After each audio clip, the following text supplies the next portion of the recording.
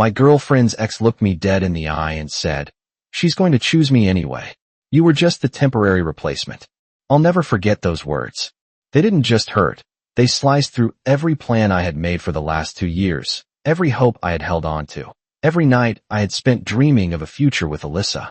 It felt like the ground beneath me had been yanked away, leaving me floating in a void where nothing made sense.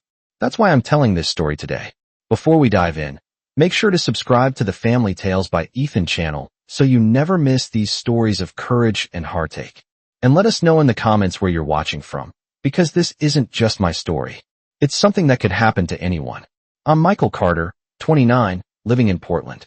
Normal life, office job, quiet apartment, coffee every morning, runs in the park. Nothing remarkable. Until Alyssa Hayes walked into my life. 27 years old, with the kind of softness and warmth that made everyone around her feel instantly comfortable. Sweet, attentive, beautiful, not just on the outside, but in the way she laughed, in the way she remembered small details about people, in the way she made you feel seen. She told me she lived with her younger brother, Evan. She painted a picture. Quiet, shy, sensitive, kept to his room most of the time, didn't like company. I believed her. Why wouldn't I? I had known her for 2 years. I had shared dinners, late-night walks, weekend trips, and inside jokes. She had never given me a reason to doubt her. At first, everything seemed normal. Weekends together, Sunday mornings with coffee, watching movies curled up on the couch. We joked about moving in together eventually. I even imagined our future. Maybe a house, maybe a wedding, maybe kids. But then the small cracks began. Alyssa refused to let me visit her apartment repeatedly. "Evan doesn't like strangers. The apartment's a mess. Don't come over. My brother's kind of complicated right now."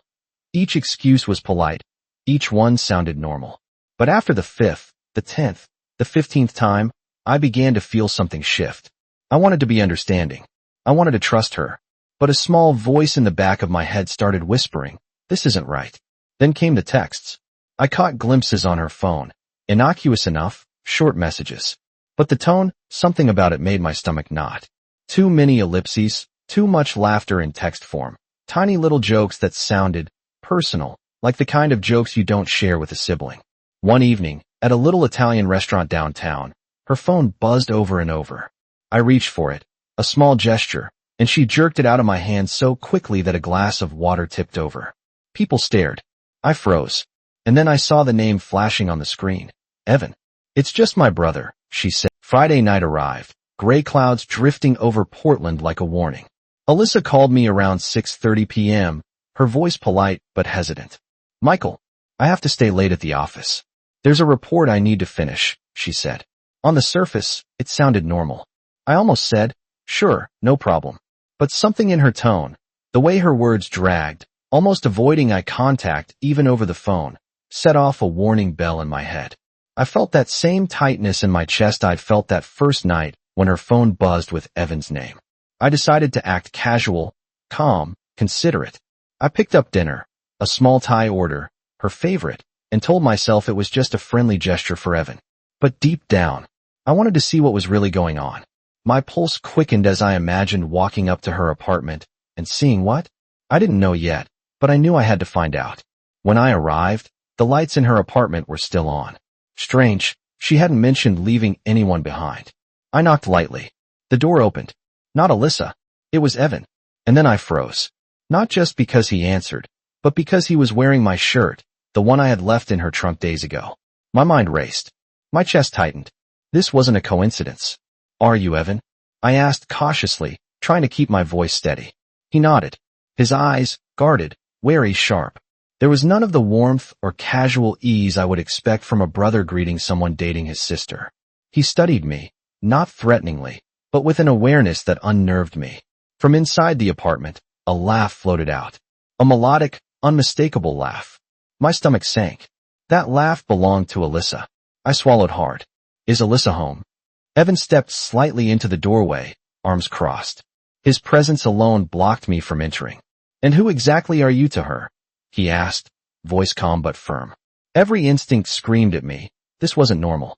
No brother would ever speak like that. No brother would place themselves in that space, asserting control over a grown man like that. Then Alyssa appeared, face pale as a sheet, eyes wide. Michael? What are you doing here? Her voice wasn't greeting, it was panic. She had been caught. I noticed Evan's hand resting lightly, too lightly, on her lower back, guiding her forward, protective in a way that felt intimate, familiar. That night, I returned to her apartment. I wasn't yelling. I wasn't plotting. I just wanted the truth, laid bare. Alyssa opened the door, eyes wide but wary. She already knew something had shifted, some invisible barrier between us had broken. Evan stood behind her, arms crossed, confidence radiating off him like he had nothing to fear. I felt a chill run down my spine. I placed my phone on the table and opened all the evidence. Text messages, photos Rachel had sent, screenshots, everything. The air was heavy, thick with tension. Alyssa's lips trembled. Tears glistened in her eyes. Evan smirked, a small, self-satisfied curl at the corner of his mouth. Michael, I don't know what to say. Alyssa began, voice cracking. I was scared of hurting you. Scared you'd leave me. I shook my head slowly. Alyssa, you left me first. Evan cut in, and those words will haunt me forever. She chose me anyway. You were just the temporary replacement. A man she had loved for 5 years now stood before me, speaking as if he had won a game, as if my entire life and feelings were nothing more than a puzzle piece in his favor. I stared him straight in the eyes. Well then, from now on, you two don't have to hide anymore. Before leaving, I left a small breakup gift. I sent all evidence to the landlord. The lease was clear. No unregistered occupants allowed, no outside guests staying overnight regularly. Result?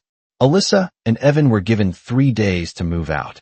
Alyssa texted me dozens of times, begging to talk. She said Evan meant nothing now. She said she truly loved me. I replied, if you need to lie to keep me, then that isn't love. I moved to a new apartment closer to downtown. Each morning, I ran through quiet streets,